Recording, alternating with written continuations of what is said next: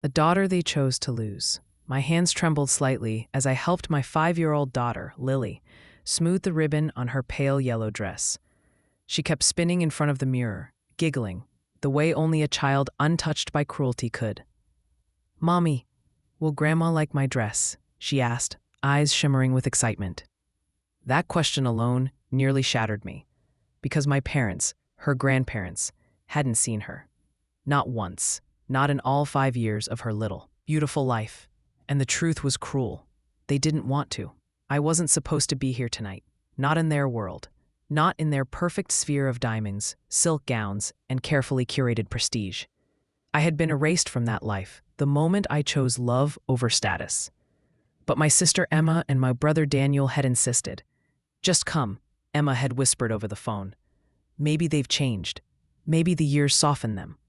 Daniel added, "We miss you, and we want to meet our niece." They meant well. They always tried to be the bridge, even when it burned their hands. They knew my parents disowned me when I married Michael, the man they called a nobody, a broke mechanic, a life mistake. They wanted me to marry a wealthy businessman their circle approved of, someone with a family name shining like gold. But I fell in love with Michael, with his honesty, his hard-working hands, the way he laughed even when life was unfair. And when I refused to leave him, my parents threw me out with 2 suitcases and a warning. "If you walk out that door with him, you walk out of this family." I walked out, and I never walked back. The first year was brutal. Michael and I slept on a mattress on the floor of a tiny rental apartment where rain leaked through the windows, and the heater made more noise than warmth. We worked long days and longer nights. We saved every spare penny. While others vacationed, we repaired cars in the dark hours and delivered packages until dawn. People saw our worn clothes, our old car, and assumed we were barely making it. They didn't know our money wasn't spent. It was invested. Every raise, every bonus, every holiday, every weekend. Invested in small apartments, then bigger ones. Then in a crumbling Victorian estate we renovated and began renting for events. The same Victorian estate my parents adored. The same one they hosted charity galas in. The same one they bragged about, saying it has the perfect atmosphere. They didn't know it belonged to the daughter they cast out and the man they despised. Tonight's event was there, in our building, our investment, our livelihood, our triumph. And still, I was afraid. Because you never fully stop being a daughter, even when your parents stop being your parents. When we arrived, the warm lights of the estate spilled onto the driveway, soft and golden.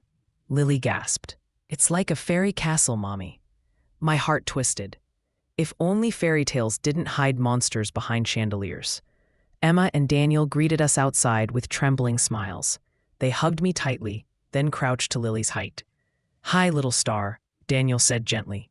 "We're your aunt and uncle." Lily hugged them without hesitation. Children, unlike adults, love easily. Inside, the hall glittered with crystal chandeliers.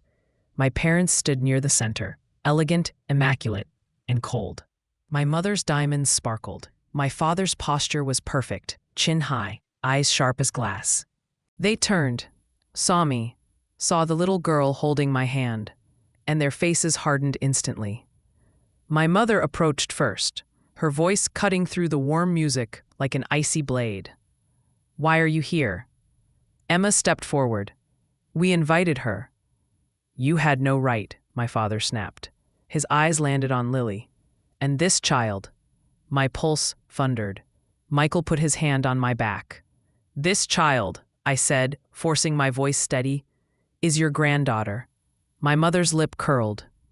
"We told you not to bring consequences of your choices into our world." Lily's small fingers tightened painfully around mine. "Mommy, are they angry?" Her voice trembled. "We're leaving," I whispered, turning away. But my father stepped forward. "That would be best. This event is not for people like." Michael moved in front of me then, calm but fierce. "People like what? Hardworking, honest, fair? Because last I checked, my wife and I built our lives from nothing while you spit on her happiness." My father's jaw clenched. My mother hissed. "How dare you speak to us like?" Michael didn't raise his voice. He didn't break. He simply said, "We dared to survive without you." We turned to leave. Not another word. Not another plea. Not another humiliation. But then, the estate manager rushed toward us. "Sir, ma'am, are you sure you want to leave? The owner asked me to personally greet you tonight." My mother scoffed. "We know the owners. We've hosted events here for years. They are close friends of ours." The manager glanced at me, then Michael, then smiled. "Yes, very close." My parents frowned, confused. "What are you talking about?" my father demanded. Michael took my hand. I looked my parents straight in the eye. "We bought this estate 3 years ago." Silence struck the hall like thunder. "You what?" my mother whispered, color draining from her face. Daniel stepped closer. Emma covered her mouth. The manager continued, bowing his head toward us with genuine respect. "Mr. and Mrs. Carter. My married name, the one my parents refused to say. Thank you again for your continued investment. The staff is ready whenever you are." Gasps around the room, a few whispers. My parents frozen in disbelief. My father's voice cracked. "How? How is that possible? You had nothing." Michael answered softly. "We had each other, and we worked." My mother's eyes filled, not with pride, but with regret. "Rebecca," she whispered, my name shaking on her lips. We didn't know." "You didn't ask," I replied. A tear slipped down her cheek. My father swallowed hard, voice trembling for the first time in my life. Is she really our granddaughter?" Lily peeked from behind me, shy but curious. "You didn't want me here," she said quietly. And in that single sentence, every lie my parents told themselves shattered. My mother broke. Her hand covered her mouth as sobs escaped. My father closed his eyes, breathing unevenly. Then, something I never thought I'd see. They knelt, both of them, in front of Lily.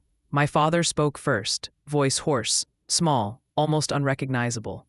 "We are so sorry. To all of you." My mother whispered, through tears, "Can we please meet you properly?" Lily looked up at me. Her eyes asked the question her heart didn't yet know how to form. I nodded gently. She stepped toward them. And just like that, 5 years of silence broke. We didn't fix everything that night. Pain doesn't disappear in a single apology. But a door opened, finally. The one they had slammed 5 years earlier. Later that evening, as Lily danced in circles under the chandeliers, Michael wrapped his arm around me.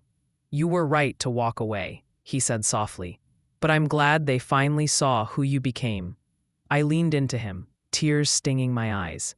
"No," I whispered, his brow furrowed. "No?" I shook my head and looked at our daughter laughing in the golden light. "They finally saw who we became. Because we didn't need wealth to prove them wrong. We needed strength. We needed love. We needed each other. Everything else was just the reward. And sometimes, the sweetest victory is simply coming back stronger than the world expected you to survive."